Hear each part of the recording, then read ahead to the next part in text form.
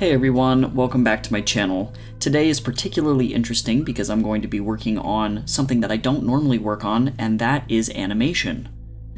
When I did my Kickstarter for my book One Pale Reflection earlier this year, I created a couple of animated pieces of artwork to really show off two of the main characters. This isn't just any character, this is Athos, the formidable wizard and the antagonist of One Pale Reflection. So effectively what I'm doing here is the worst part of animation, in my opinion. It just takes a really long time, I don't really like doing it, but it is 100% essential from a preparation standpoint. I am making 2.5D animation, which in this case means it's not like traditional 2D animation where you have in-betweens and you're drawing individual drawings, but it's not quite 3D animation. I'm going to be using a program called Adobe After Effects to create a rig, effectively, for my artwork, and then move each individual piece around. This means that in order to have the drawing fully prepared for After Effects, I have to have every single piece that I want to individually move on a new layer. Ahead of time, I have to decide what I want to move, how I want it to move, and then effectively create a bunch of different layers that overlay on top of each other so that there's no weird gapping or things don't bend in a strange way when I do animate them. My goal with this animation was to really show off Athos's ethereal power, and if you've read the book, you know that he is a wizard with a huge ego. He really isn't your everyday villain, because he has crafted this almost over-the-top persona for himself to try and scare people into following him. He's really captivating, but he's really terrifying, and people find out when they're around him very quickly that he is really mean and not somebody to mess with.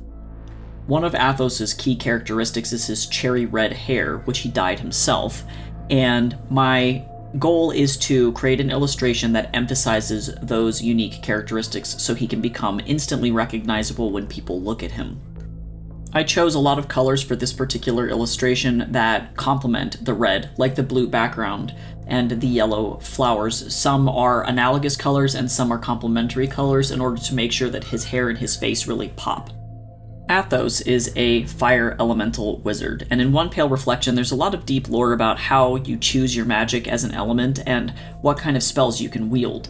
Unlike in other magic systems like in Harry Potter, where if you know the words you can cast any kind of spell, in One Pale Reflection each wizard has an affiliation for a specific type of magic. For Athos, his relationship with fire isn't just an elemental choice, it's symbolic. He's intense, unpredictable, and absolutely unstoppable with the right fuel.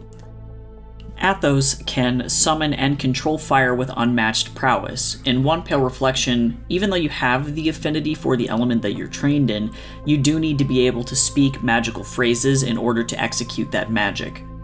Athos, however, unlike his peers, is a master of unspoken magic, which is terrifying and considered very rare.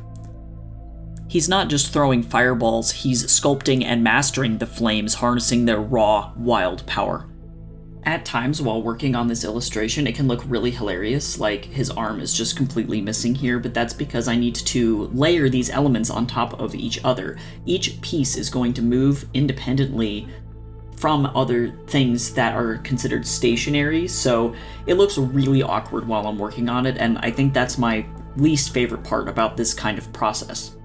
Once all of these colors are laid in, though, I will be able to actually see what the illustration will look like completed and then start on the background.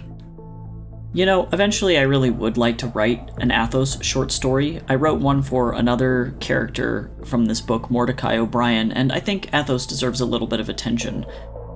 A lot of people wonder why villains become villains, and I think writing a short story about the moment that Athos decided that he was going to be the bad guy would be an interesting one to look at.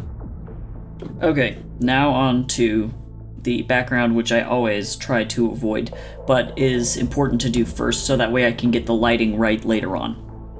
I was very inspired by a painting that I had seen of Loish's and wanted to include some kind of fiery flowers at the base of this painting.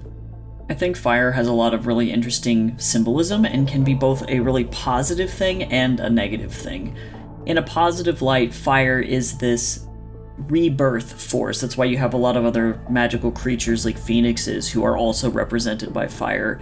Even though the fire goes out, you can always rekindle it, you can light it again. Flowers also have that same kind of beautiful symbolism where even though the flower dies, they'll always be back next spring, and so you can start over.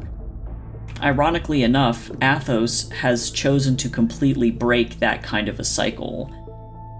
What truly sets Athos apart in the magical realm is his triumph over mortality. Through his unparalleled power, he's unlocked the doors to eternity, commanding a relentless army of the undead.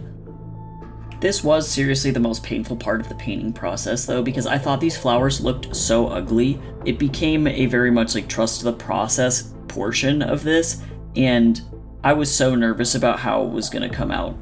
Eventually, I just started layering like a million of these flowers one on top of the other until I had kind of a blocked blob of fiery flowers that will eventually move once the animation is completed.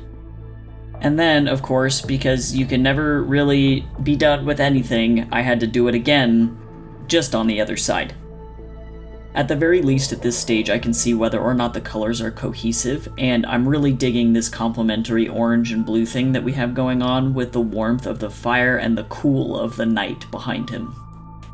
This piece not only was used to accent the Kickstarter from an informational perspective, but also I ended up having a reward that was a postcard that had an AR element to it, so you could effectively scan a giant QR code on it, and what would play on your phone via the app is an animation of this character. It was very neat. I felt like I was in the future. Once all of the flowers were done, the only thing that was left to do in this portion of the illustration was finish out the background and add those lighting effects. And there we are, through the first big portion of the process of making this animation. For those of you who are eager to delve deeper into his lore and witness his arcane might, One Pale Reflection is the journey you've been waiting for. The book had an exceptionally cool launch and was a #1 new release on Amazon for like a month, so if you want to go check it out, you can buy it on Amazon or find the info in the description below. Thank you for joining me today, and if books and art are your thing, you should totally sign up for my newsletter. I'll link that in the description below. If you enjoyed this art journey, drop a like, a share, and comment on your impressions of Athos. Is he a scary villain, or do you think he's going to get his butt kicked in the book? Until our next magical adventure, stay creative and keep the flames of your inspiration burning.